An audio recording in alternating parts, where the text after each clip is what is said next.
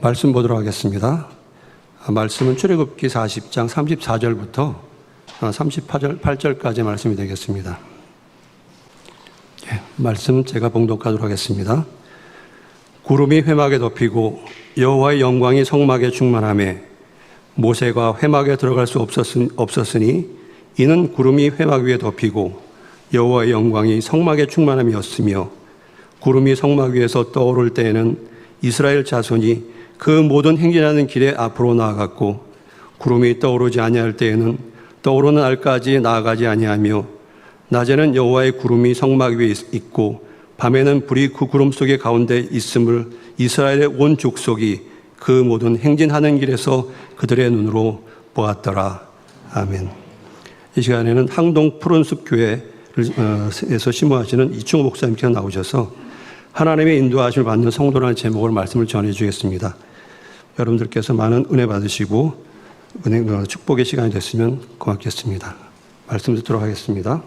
나오실 때 우리 할렐루야로 환영하도록 하겠습니다. 박수 하시겠습니다.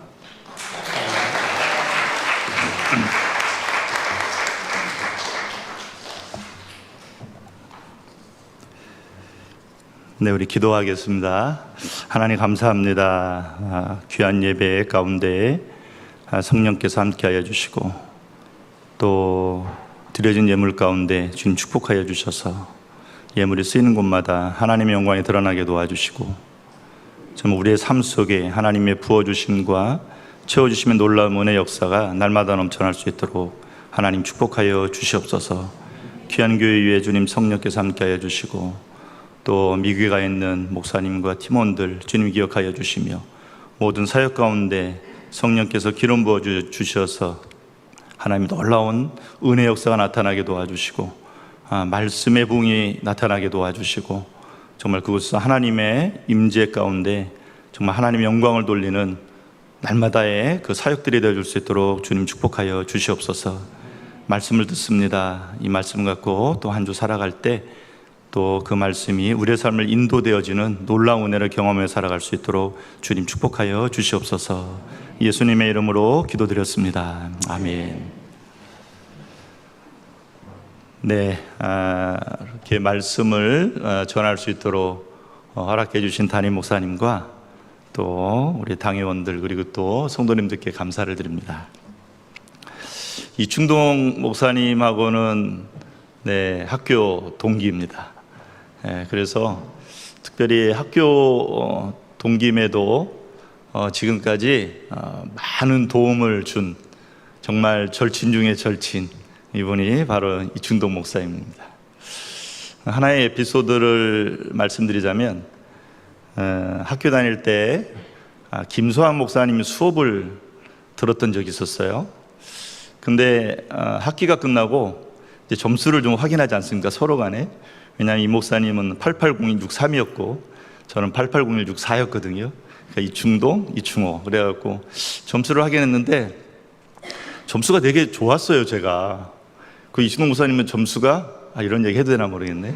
네, 점수가 별로 안 좋았습니다. 그래갖고 이상하다, 왜 이렇게 점수가 안 좋을까 했더니 그 당시에 김소환 목사님이 제가 이재원 목사님 아들인 줄 알고 저한테는 점수를 잘 줬고 이충동 목사님이 이재원 목사님 아들이 아닌 줄 알고 점수가 별로 안 좋았어요. 그때부터 지금까지 계속해서 저는 이렇게 특혜를 우리 이 목사님으로부터 얻고 있습니다. 지금도 교회를 개척하면서 이충동 목사님이 많은 도움을 주고 있는 것은 사실입니다. 정말 전에 보니까 TV 프로그램인가요? 정말 이렇게 부산이라는 동네로 갈 때에 가장 빨리 가는 길이 무엇이냐라고 했을 때 비행기다 이렇게 얘기하고 있는데 가장 빨리 가는 길은 가장 친한 친구와 동행하는 것이다. 그게 가장 빨리 가는 길이다. 왜냐하면 그 시간은요 수다를 떨기 때문에 시간이 금방 가지 않습니까? 그러니까 저에게 있어서 정말 먼 여행지를 함께 동행하며 가고 싶은 친구가 있다면 전 지금도 이충동 목사님을 꼽고 싶습니다. 이 목사님은 참 설교를 잘하세요. 그래서 저도 가끔 코디엠 TV에 들어와서 그 설교를 통해서 은혜를 많이 받는 편입니다. 또 인품도 굉장히 좋은 것 같습니다. 그렇다고 저를 불러주셨다고 해서 이렇게 칭찬하는 건 아닙니다. 네, 성품도 되게 좋아요. 정말로 여러분들이 좋은 설교를 듣고 또 좋은 성품을 가진 목사님과 함께 신앙생활을 할 수 있다는 것만큼 오늘날의 큰 축복은 없는 것 같습니다.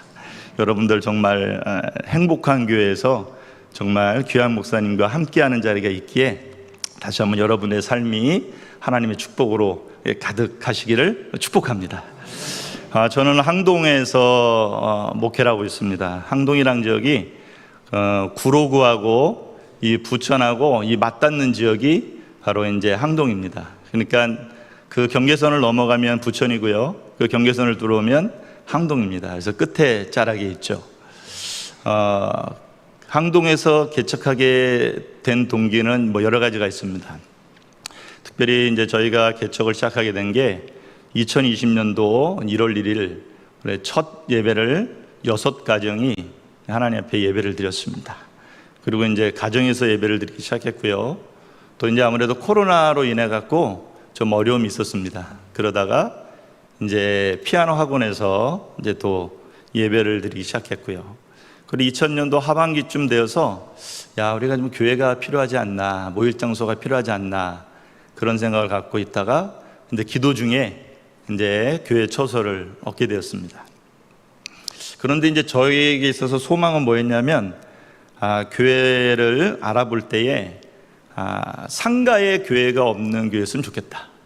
네, 너무나 그냥 우후죽순 상가에 보면은 많은 교회들이 있어서 그런 상가에 또 교회를 들어가는 것은 아닌 것 같다. 왜냐하면 그 교회들이 있기 때문에. 그래서 이제 여러 군데 이제 물색하면서 기도 중에 다니다가 항동 지역을 지나가는데 한 7개의 상가가 있었어요. 근데 유심히 바라봤는데 거기에 교회가 없었습니다. 그래갖고 마침 그 이제 상가 분양 사무실에 들어가게 됐고 교회가 없는 게 첫 번째로 기도 제목이다 생각해서 그곳에서 이제 계약을 하게 됐고 이제 3층 이제 상가를 얻게 되었습니다.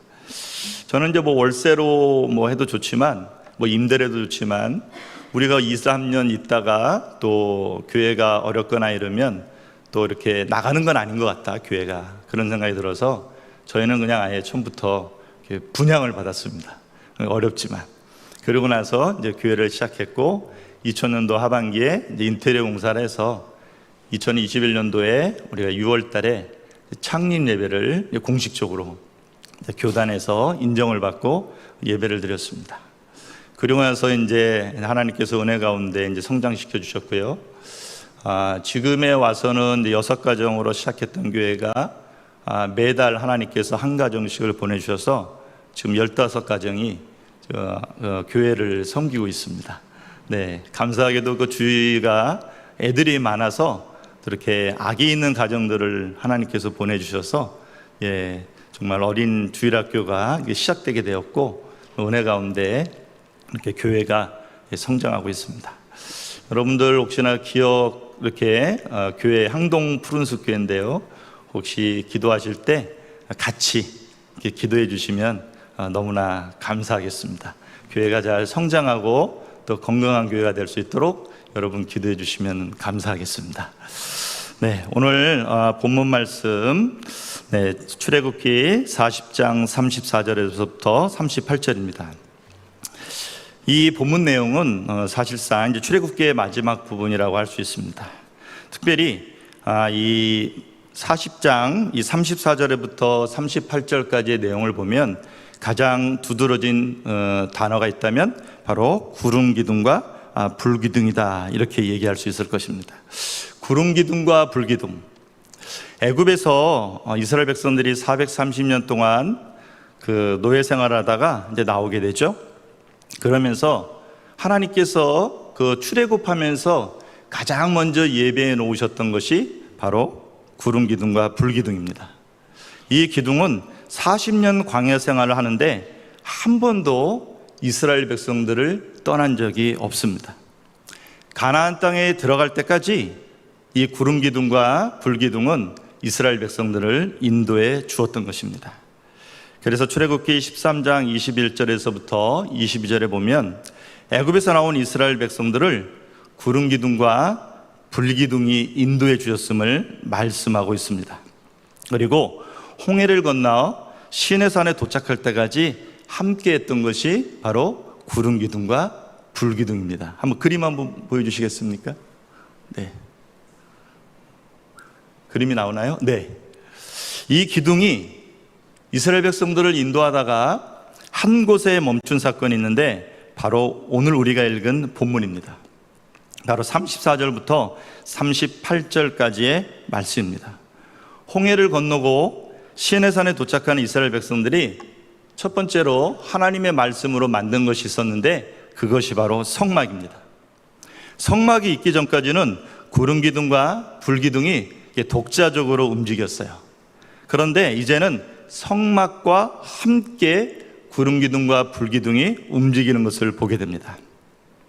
이 성막은 하나님과 이스라엘 백성들의 신혼방이다 이렇게 얘기할 수 있습니다. 다른 말로 하면 하나님과 만나는 장소, 하나님과 교제하는 장소가 바로 성막입니다. 그런데 이 기둥이 움직이는 현상에 대해 구체적으로 표현하고 있는 성경이 민수기 9장에 나와 있는데요. 민수기 9장 15절부터 16절입니다. 말씀 볼게요. 성막을 세운 날에 구름이 성막 곧 증거의 성막을 덮었고 저녁이 되면 성막 위에 불 모양 같은 것이 나타나서 아침까지 이르렀으되 항상 그러하여 낮에는 구름이 그것을 덮었고 밤이면 불 모양이 있었는데 라고 말씀합니다. 이스라엘 백성들을 인도했던 구름 기둥과 불 기둥이 주야로 성막을 덮었다 이렇게 말씀하고 있습니다. 하나님이 임재하시는 성막 위에 구름 기둥과 불 기둥이 함께 했던 것이죠. 그런데 구름이 성막에서 떠오르면 이스라엘 백성들이 행진하였고 구름이 머무는 곳에 이스라엘 백성들이 진을 쳤습니다. 그러니까 구름이 머무르느냐 떠오르냐에 따라서 이스라엘 백성들이 움직이거나 멈추곤 했던 것이죠. 오늘날도 이 성막이 있을까요? 오늘날도 이 성막에 구름 기둥과 불 기둥이 임재하고 계실까요? 정말 오늘날에도 이런 성막과 기둥이 있을까? 여러분 한번 생각해 보신 적은 없습니까? 성막의 변천사를 쭉 알아보면 처음에는 이렇게 모세가 만든 이동식 텐트였습니다. 그것이 시간이 지나면서 이제 솔로몬이 아름다운 성전을 지었죠. 그리고 이 안에 성막에 있던 기구들을 갖다 두었습니다. 이동식 텐트가 이제는 고정식 텐트가 된 것이죠. 그런데 이 성전은 예수님 당시에 헤롯 성전으로 새롭게 리모델링 됩니다. 그래서 그 성전을 뭐라고 얘기하냐면 헤롯 성전이다 이렇게 얘기해요. 그런데 이 헤롯이 이스라엘 백성들에게 유대인들에게 잘 보이기 위해서 이 성전을 재건축할 때 돌과 돌 사이에 금을 입혔습니다. 정말 아름답게 이 성전을 재건축한 거죠. 그런데 이 헤롯 성전도 로마의 티투스 장군에 의해서 주 70년에 예수님의 말씀대로 돌 하나가 남지 않도록 다 무너져 버립니다. 결국 로마의 침공으로 이 성전이 없어진 것이죠. 이 성전이 없어졌는데 이 성전이 과연 없어졌는가? 그렇지 않죠. 건물로서 보이는 성전에서 이제 사람의 몸이 성전이 되었다 이렇게 말씀하고 있습니다. 성전은 어떤 곳입니까? 하나님이 임재하는 곳, 하나님의 영광이 머무는 곳이 바로 성전이죠. 그렇다면 오늘날의 성전은 어디일까요? 하나님의 임재가 있는 이 성전은 바로 예수님을 믿게 되면 내 안에 하나님이 거하시고 내 몸이 성전이 되어진다 이렇게 말씀하고 있는 것입니다. 그래서 고린도전서 3장 16절입니다. 띄워주시고요. 너희가 하나님의 성전인 것과 하나님의 성령이 너희 안에 거하시는 것을 알지 못하느뇨. 너희가 뭐라고요? 하나님의 성전이다. 이제는 솔로몬의 성전이 아니라 내가 성전이다 이렇게 신약은 말씀하고 있는 거죠. 그래서 저는요 이충호 성전입니다. 여러분도 한 사람 한 사람 뭐라고요? 성전이다. 여러분 옆 사람 한번 보시고 한번 옆 사람 이름을 부르면서 아유 우리 누구누구 권사님 성전님 한번 이렇게 인사 한번 나누겠습니다. 시작. 네.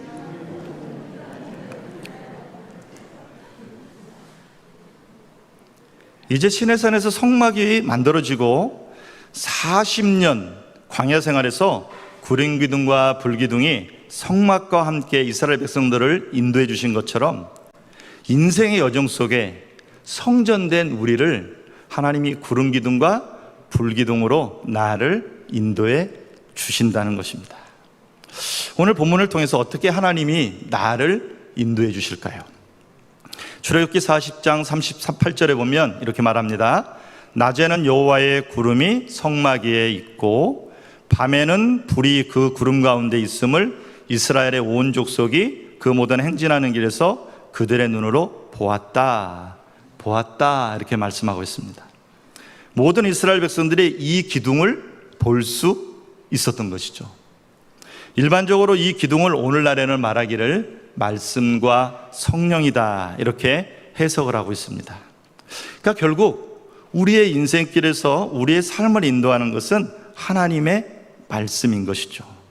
그래서 하나님은 광야의 여정 속에 말씀을 먹고 말씀을 보게 하셨습니다. 하나는 먹는 것으로서의 말씀이라면 하나는 보는 것으로서의 말씀입니다. 먹는 것으로서의 말씀은 바로 뭘까요? 만나입니다. 매일 이른 아침에 나가서 광야에 내린 그 지면에 내린 만나를 가져와서 먹는 거죠. 또 하나는 구름의 상태를 보는 것입니다. 38절에 보면 눈으로 보았다 말씀하고 있습니다. 누구든지 성막 위에 있는 구름을 볼 수 있었던 것입니다. 아침에 일어나면 이 구름 기둥과 불 기둥의 상태를 바라봤던 것입니다. 이스라엘 40년 광야에서의 삶을 우리의 인생의 여정길과 비교해 볼 때 우리의 신앙생활은 이스라엘 백성들이 만나를 먹고 구름 기둥을 본 것처럼 우리도 말씀을 듣고 말씀대로 살아가야 함을 말씀하고 있는 것입니다. 하나님은요 10년, 20년 미래를 보여주지 않습니다. 하나님은 우리의 앞길 순간순간을 보여주십니다. 하나님의 말씀을 따라가고 그 말씀을 따라 순종하며 나아갈 때 하나님의 말씀이 순간순간 우리의 삶을 인도해 주신다는 것입니다. 가끔 제가 이제 새벽 기도를 올 때 운전을 하다 보면 안개 때문에 앞이 보이지 않습니다. 그때 이제 비상 깜빡이를 켜고 오로지 뭐만 의존하며 갑니까? 헤드라이트만 의존해서 가는 것이죠. 50m, 100m 앞도 볼 수가 없어요. 그러나 바로 앞에 비춰지는 빛을 보며 따라가게 되면 어느덧 안개 지역을 통과하게 되고 목적지까지 도달하게 되는 것입니다. 하나님의 인도도 마찬가지입니다. 하나님은 우리의 먼 미래를 보여주시는 분이 아니십니다.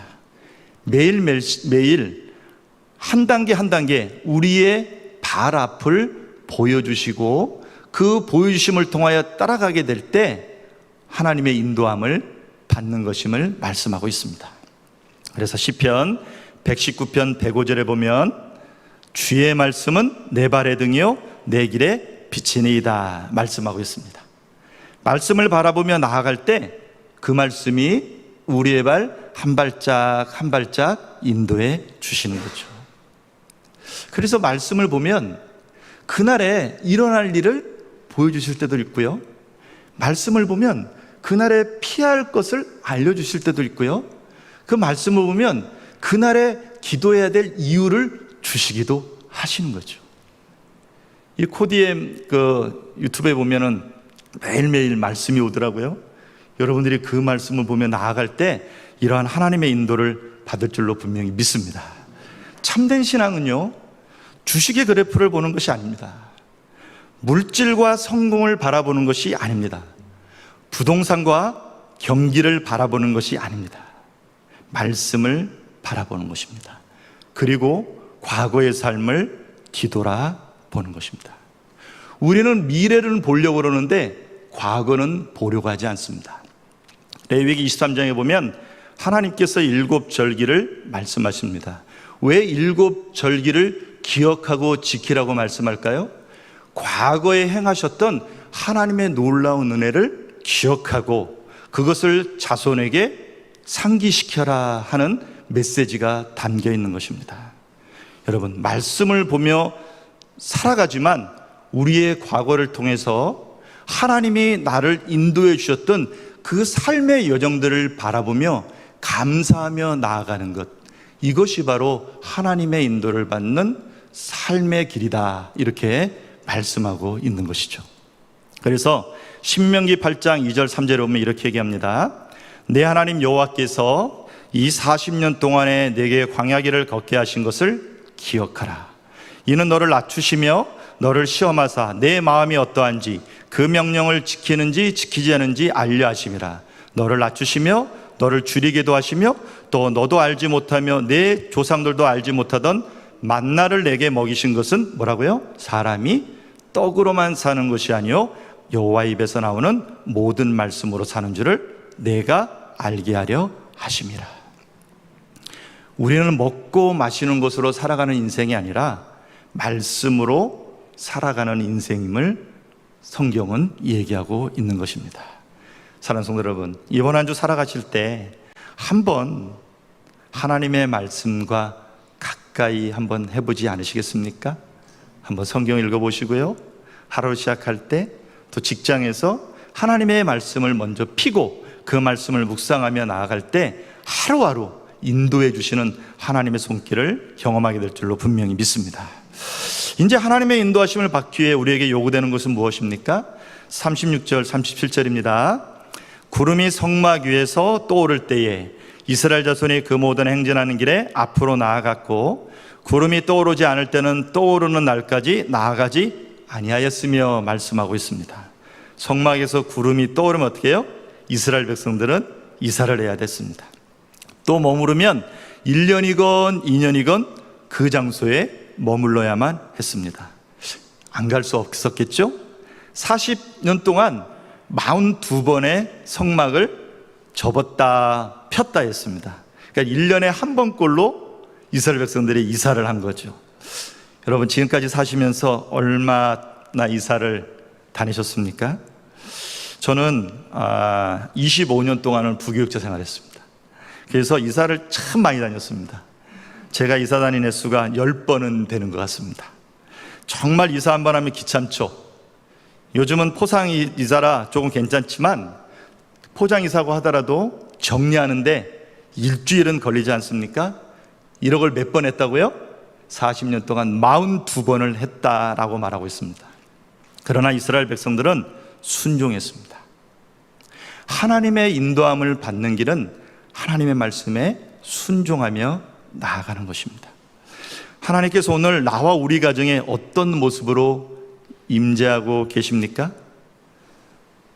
네, 하나님이 임재하기 때문에 주무시면 안 되시고요. 구름이 우리 가정에 떠올라 믿음으로 행진하기를 원하시는데 편안함과 안락함으로 혹시 그 자리에 주저앉고 있지는 않으십니까?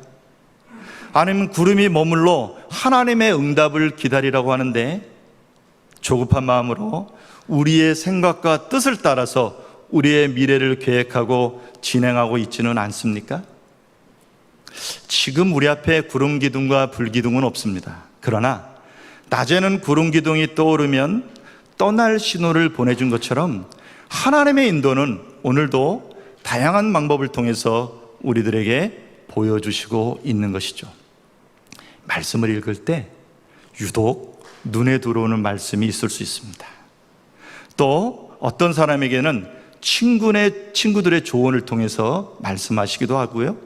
또 기도 중에 하나님의 말씀이 생각나기도 하십니다. 또 설교를 들을 때 감동을 주시기도 하시고요.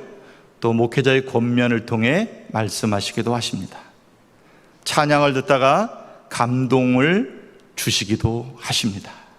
하나님은 오늘날도 구름기둥과 불기둥처럼 다양한 방법을 통해서 우리들에게 사인을 보내고 계시는 것이죠.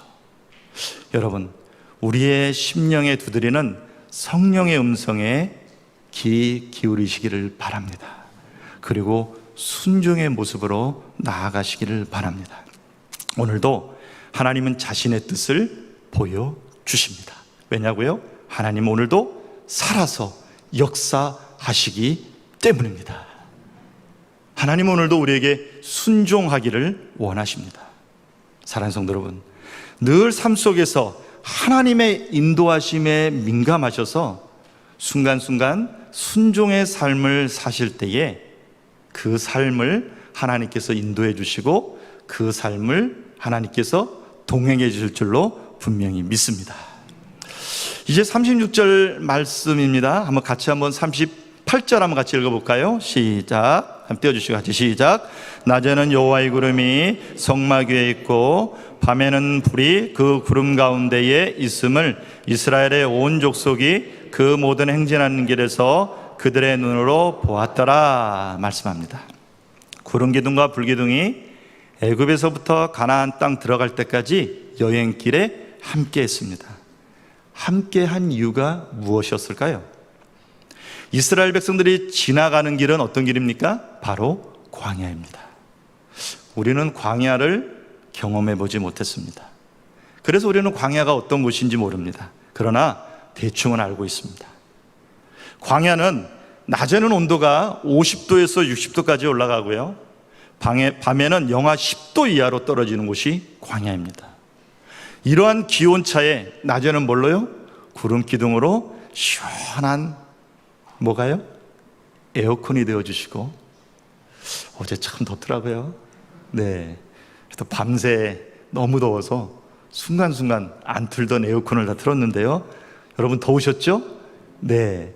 그런데 오늘 이스라엘 백성들을 뭘로요? 시원한 에어컨으로 서늘한 그늘이 되어주시고, 밤에는 따뜻한 난로가 되어주셨던 것이죠. 뜨끈뜨끈한 난로. 하나님의 보호와 사랑을 이 구름 기둥과 불 기둥이 보여주고 있었던 것입니다. 하나님은 이스라엘 백성들을 보호하고 계셨던 것이죠.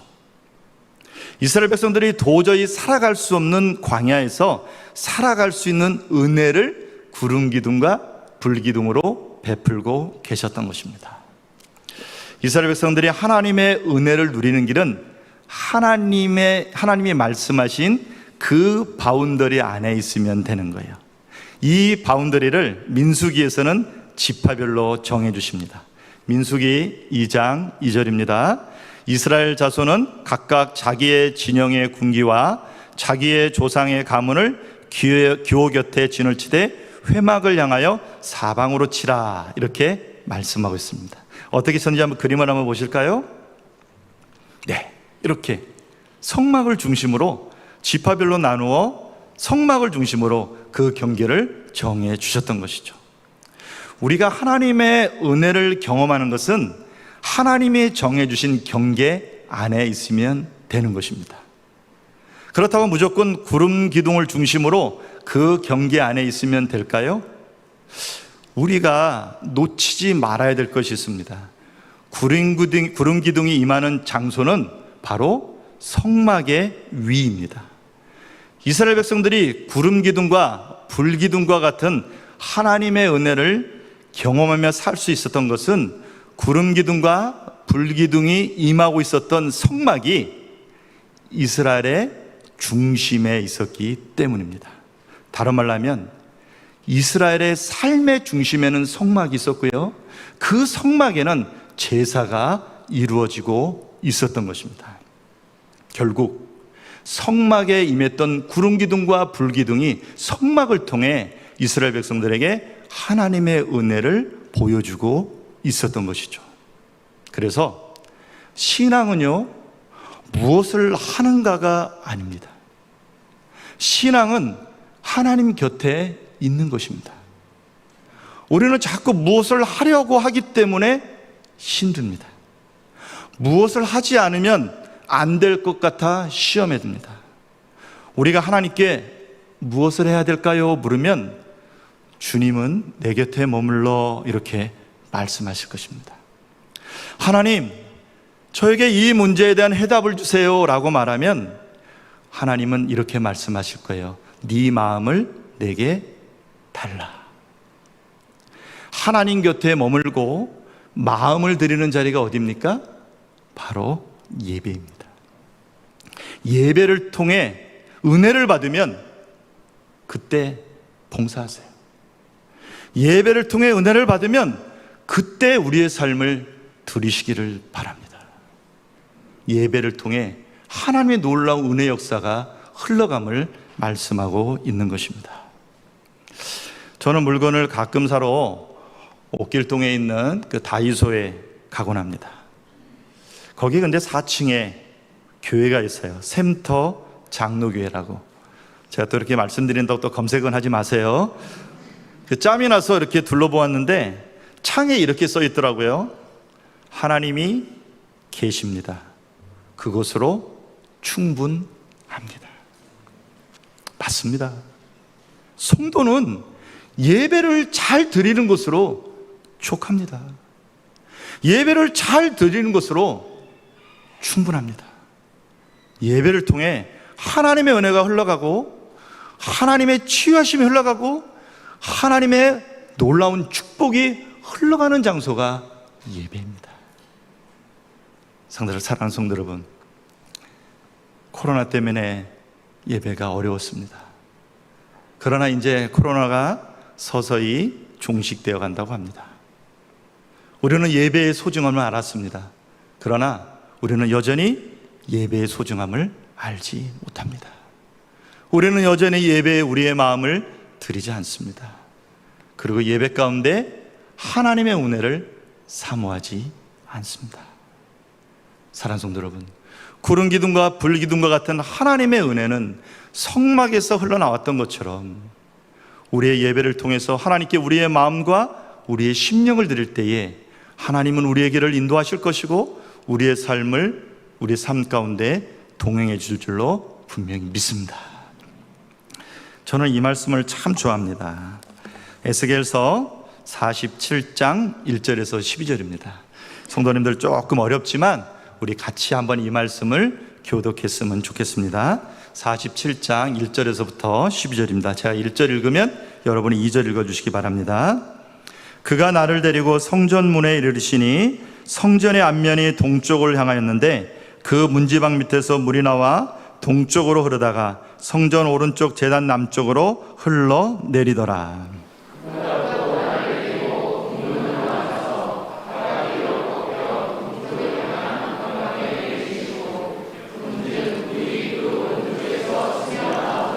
그 사람이 손에 줄을 잡고 동쪽으로 나아가며 천척을 증량한 후에 내게 그물을 건너게 하시니 물이 발목에 오르더니 다시 천척을 증량하고 내게 물을 건너게 하시니 물이 무릎에 오르고 다시 천척을 증량하고 내게 물을 건너게 하시니 물이 무릎에 오르고 다시 천척을 증량하시니 물이 내가 건너지 못할 강이 된지라 그 물이 가득하여 헤엄칠 만한 물이요 사람이 능히 건너지 못할 강이더라.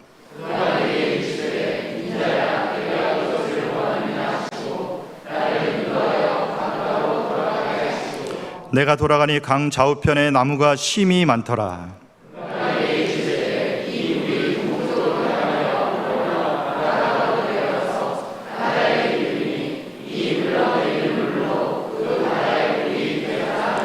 이 강물이 이르는 곳마다 번성하는 모든 생물이 살고 또 고기가 심이 많으리니 이 물이 흘러 들어가므로 바닷물이 되살아나겠고 이 강이 흐르는 각처에 모든 것이 살 것이며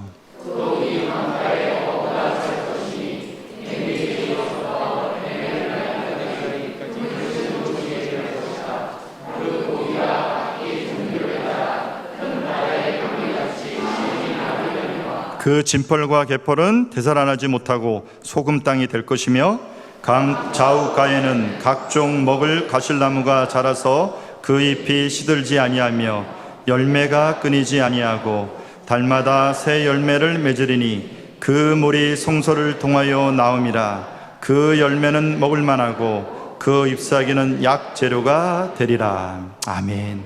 성전에서 물이 흘러나옵니다. 이 물은 은혜입니다. 은혜가 발목에 그리고 무릎에 그리고 큰 강이 됩니다. 이 강이 흘러갑니다. 9절, 강물이 이르는 곳마다 생물이 살고 고기가 많아집니다. 모든 것이 살아납니다. 12절 말씀, 열매가 끊이지 않고 열매는 먹을 만하고 그 잎사귀는 약재료가 되리라. 이스라엘 백성의 중심에 성막과 제사가 있었다면, 이 성막에 임재했던 구름기둥과 불기둥이 있었다면, 이 구름과 불기둥을 통하여 이스라엘 백성들을 보호하고 안전하게 인도했다면, 우리가 하나님 앞에 참된 예배를 드릴 때, 우리가 하나님 앞에 신령과 진정으로 예배를 드릴 때, 하나님은 오늘 예배 가운데 은혜를 부어주실 것이고, 이 예배를 통하여 이번 한 주 우리의 삶을 인도해 주시고 우리를 보호해 주시고 우리를 지켜줄 줄로 분명히 믿습니다. 심령과 마음을 다한 예배가 우리에게 은혜를 주시고, 심령과 육체를 치유해 주시고 우리의 삶을 인도해 주실 것입니다. 어쩌면 저분은 너무나 평범한 말씀을 전했습니다.